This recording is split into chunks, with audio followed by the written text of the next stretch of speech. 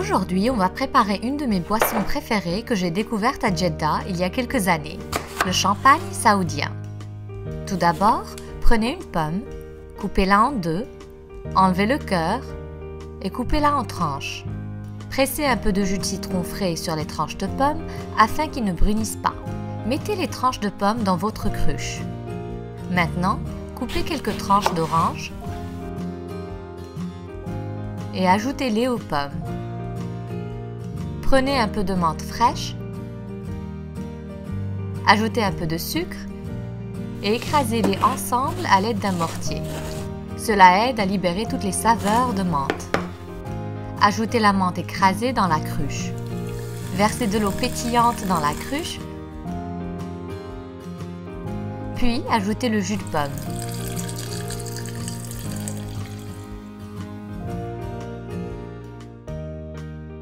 Mélangez.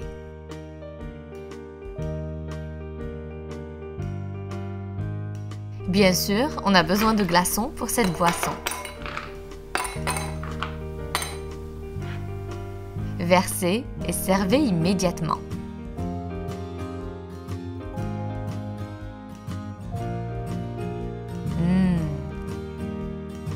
C'est tellement rafraîchissant.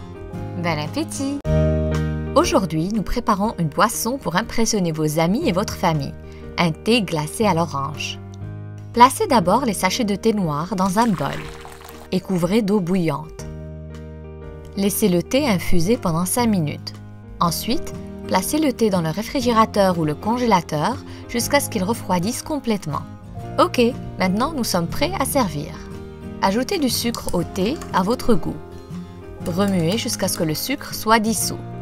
Dans votre cruche, ajoutez des tranches d'orange, des glaçons,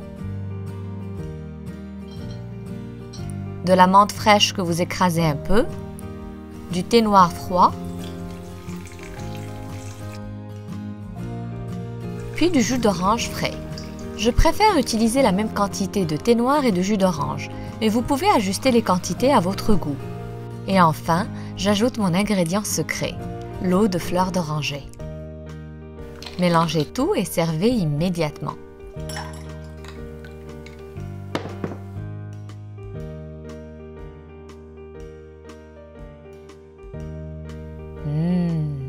Bon appétit!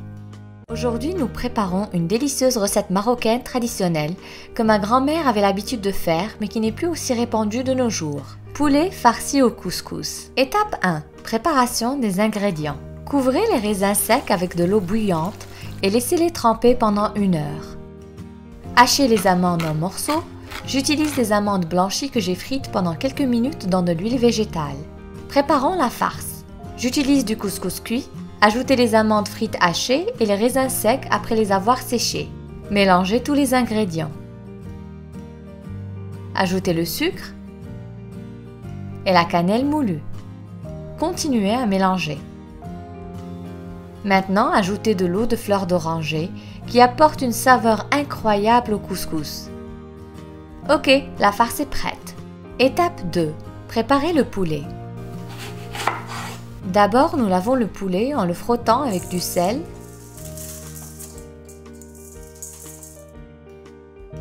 et du citron. Cela aide à réduire l'arrière-goût du poulet. Enfin, lavez avec de l'eau.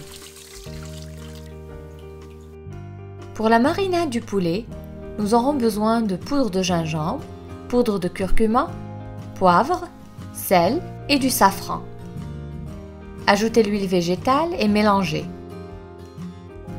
Couvrez le poulet de cette marinade.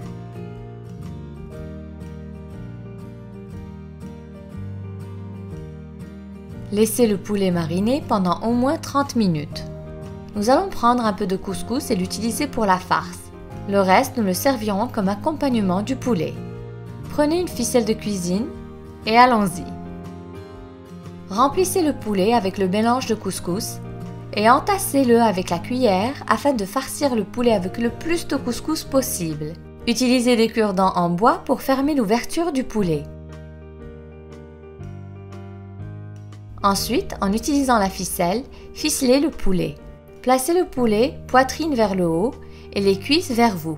Placez la ficelle sous les ailes, Amenez des deux côtés sur le centre des ailes et sur les cuisses du poulet et enroulez-les autour du bout des cuisses. Faites un nœud et c'est fini. Coupez le bout de la ficelle et utilisez des cure-dents supplémentaires pour fermer l'ouverture.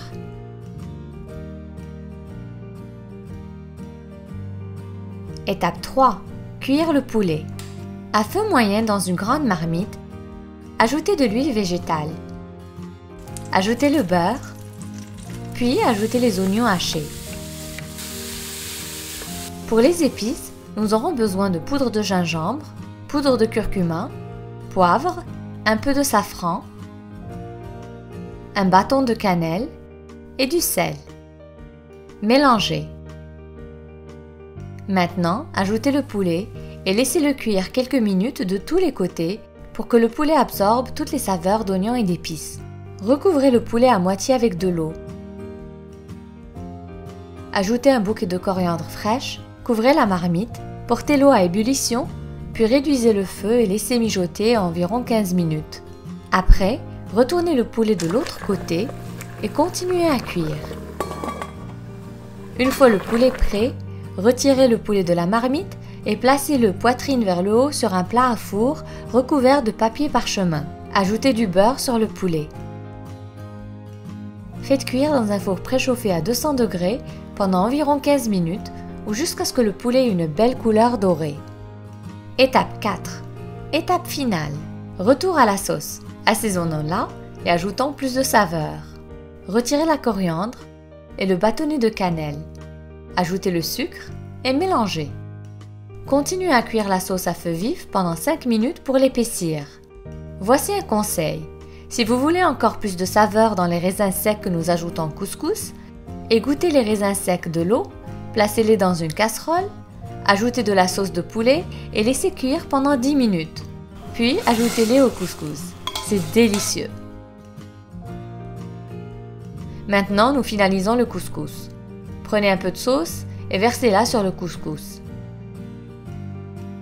Mélangez. Goûtez le couscous et ajustez le sel, le sucre, la cannelle moulue et l'eau de fleur d'oranger à votre goût. Le poulet est prêt, il est temps de servir. Enlevez la ficelle du poulet. Pour décorer, je vais créer des petits tas de couscous.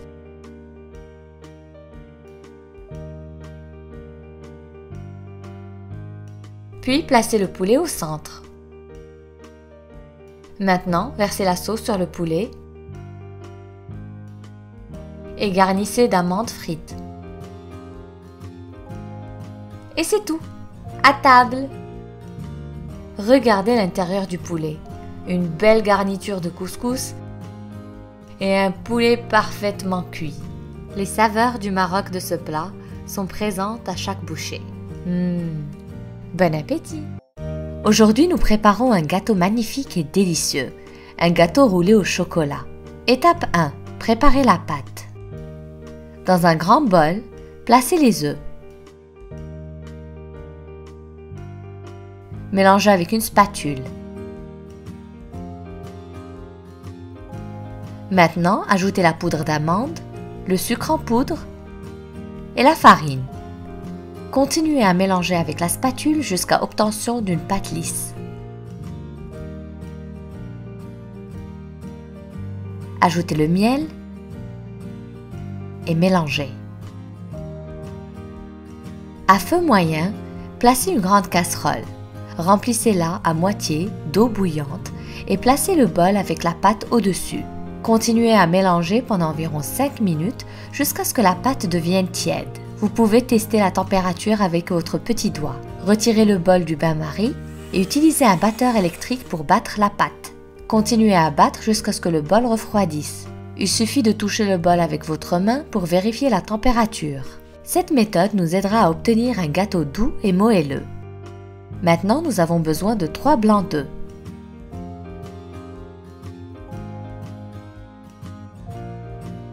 Ajoutez une pincée de sel et battez les blancs d'œufs jusqu'à ce qu'ils deviennent mousseux. Ajoutez le sucre et continuez à battre jusqu'à obtention de pics fermes.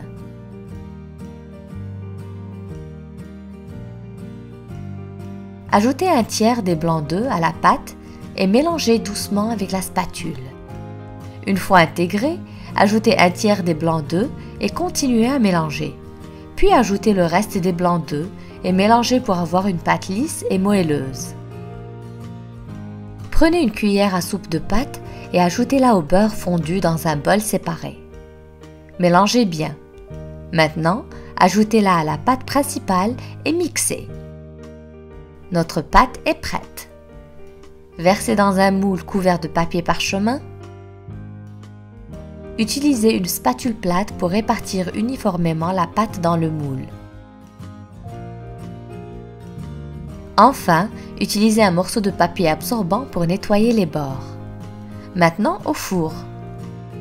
Mettez dans un four préchauffé à 180 degrés pendant 15 minutes. Retirez le gâteau du moule. Si vous touchez légèrement le centre, il devrait être ferme. Saupoudrez de sucre en poudre sur le dessus, donc une fois que vous retournez le gâteau, il ne collera pas. Retournez le gâteau et retirez le papier parchemin. Saupoudrez de sucre en poudre le second côté et retournez au premier côté. Étape 2. Préparez la crème au chocolat. Faites fondre le chocolat noir au bain-marie.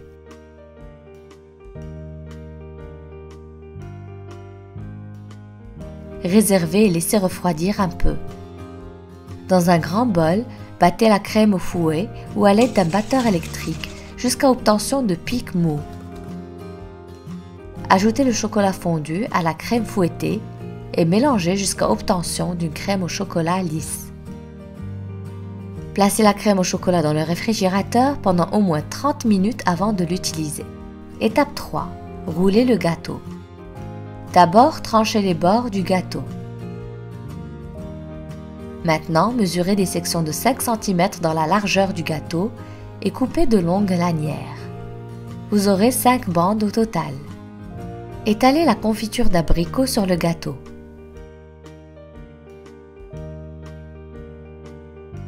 Ensuite, étalez un peu de crème au chocolat sur le gâteau.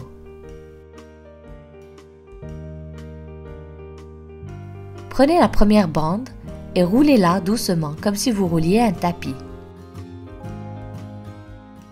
Maintenant, prenez le premier rouleau, placez-le au début de la deuxième bande et roulez-les ensemble. Placez ce rouleau plus grand à plat sur votre assiette de service. Prenez les bandes suivantes et placez-les autour du rouleau principal.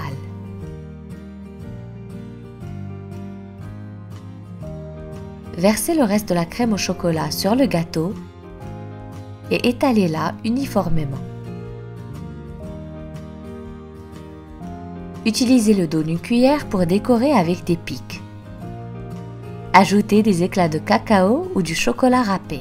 Placez le gâteau au réfrigérateur pendant au moins 2 heures avant de servir. Regardez-moi ce morceau. Les gens vont se demander comment vous avez roulé le gâteau verticalement. Gâteau moelleux, crème au chocolat, saveur d'abricot. C'est parfait. Bon appétit!